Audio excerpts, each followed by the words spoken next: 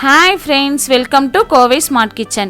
Friends इनकी நம்ம கிச்சன்ல சில்லி இட்லி எப்படி பண்றதுன்னு பார்க்கலாம் வாங்க வீடியோக்குள்ள போலாம்। இட்லி எல்லாம் கட் பண்ணி எடுத்துக்கலாங்க। நான் இன்னைக்கு மிச்சமான இட்லில தான் இந்த ரெசிபி பண்ண போறேங்க। நான் ஒரு 8 இட்லி எடுத்துர்க்கேங்க। இது சின்ன பீஸா இல்லாம பெரிய பெரிய பீசஸா கட் பண்ணி வெச்சுக்கலாங்க। நார்மலா நம்ம மிச்சமான இட்லில உப்புமா தாங்க தாளிப்போம்। குழந்தைங்களுக்கு உப்புமானாலே பிடிக்காது। இந்த மாதிரி டிஃபரண்டா பண்ணி கொடுத்தோம்னா அவங்க நல்லா விரும்பி சாப்பிடுவாங்கங்க। இப்போ கட் பண்ண இட்லி எல்லாம் ஒரு பவுல்ல மாத்தி வெச்சிரலாங்க।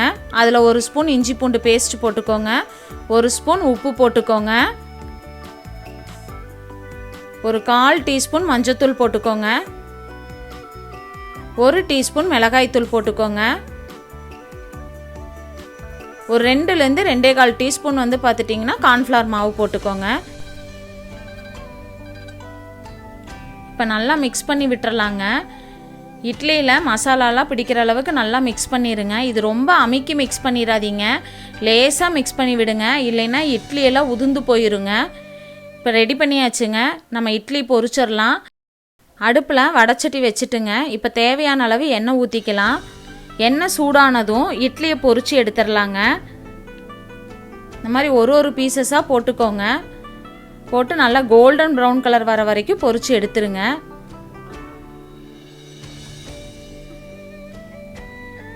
இதே மாதிரி எல்லா இட்லியும் போட்டு நல்லா பொரிச்சு எடுத்து வெச்சுக்கலாங்க। இந்த இட்லியை நம்ம இப்படியே சாப்பிடலாங்க, நல்லா மொறுமொறுன்னு இருக்குங்க சாப்பிட்றதுக்கு।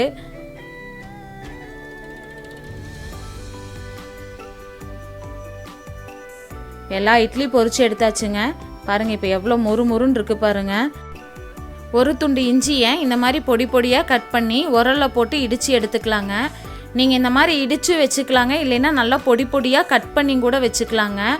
ஆனால் ரொம்ப நைஸாக இடிச்சிட வேண்டாங்க, ஓரளவுக்கு 1க்கு 2 தட்டி எடுத்து வச்சுக்கலாம்। பாருங்க இந்த மாதிரி இடித்து எடுத்து வச்சுக்கலாங்க। இதே மாதிரி பூண்டும் போட்டு இடிச்சுக்கலாங்க। ஒரு 6 பல்லு பூண்டு போட்டுக்கோங்க।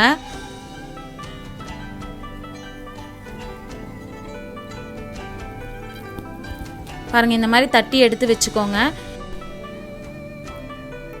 இப்போ ஒரு பேன்லங்க 2 ஸ்பூன் ஆயில் விட்டுக்கலாம்।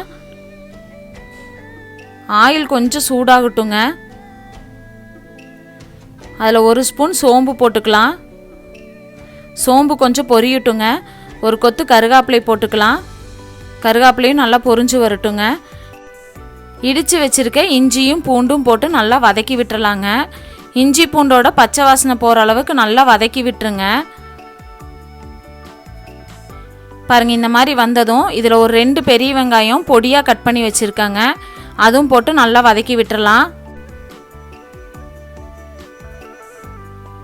வெங்காயம் ரொம்ப ப்ரௌன் கலர் ஆகிற வரைக்கும் வதக்க வேண்டாங்க, ஒரு மாதிரி கண்ணாடி பதம் வந்தால் போதுங்க। பாருங்கள் இந்த ஸ்டேஜில் ஒரு குடமிளகா நறுக்கி வச்சுருக்கேங்க, அதையும் போட்டு நல்லா வதக்கி விட்டுக்கலாங்க।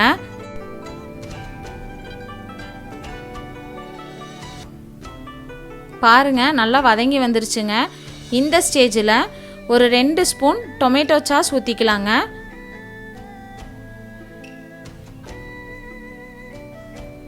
ஒரு ஸ்பூன் சில்லி சாஸ் ஊற்றிக்கலாங்க। 1 ஸ்பூன் சோயா சாஸ் ஊற்றிக்கலாங்க। இதெல்லாம் நல்லா போட்டு வதக்கி விட்டுறலாங்க। இந்த ஸ்டேஜில் ஒரு 1/2 டீஸ்பூன் உப்பு போட்டுக்கலாங்க। நம்ம ஆல்ரெடி இட்லிலையும் உப்பு போட்டிருக்கோம், அதனால் உப்பு மட்டும் கொஞ்சம் பார்த்து போட்டுக்கோங்க। இதெல்லாம் நல்லா வதங்கிருச்சுங்க। இப்போ நம்ம பொரிச்சு வச்சுருக்க இட்லி எல்லாம் போட்டுடலாங்க।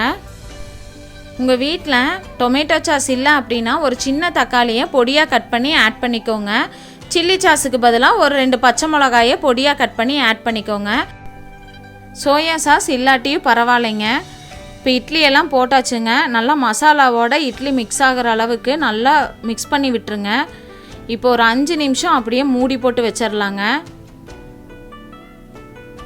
இப்போ ஓப்பன் பண்ணி பார்க்கலாங்க। நம்ம சூப்பரான சில்லி இட்லி ரெடியாக இருக்குங்க। இந்த ரெசிபியை நீங்கள் வீட்டில் ட்ரை பண்ணி பார்த்துட்டு எப்படி இருக்குன்னு எனக்கு கமெண்ட் பாக்ஸில் கமெண்ட் பண்ணுங்கள்। இந்த வீடியோவை லைக் பண்ணுங்கள், ஷேர் பண்ணுங்கள், மறக்காமல் சப்ஸ்கிரைப் பண்ணுங்கள்। பக்கத்தில் இருக்க பெல் ஐக்கானை கிளிக் பண்ணிக்கோங்க, அப்போ தான் நான் போடுற வீடியோ உடனுக்குடனே வரும்। இதே மாதிரி இன்னொரு டிஃப்ரெண்ட்டான ரெசிபியில் உங்களை சந்திக்கிறேங்க। கோவை ஸ்மார்ட் கிச்சனினானு நன்றி வணக்கம்.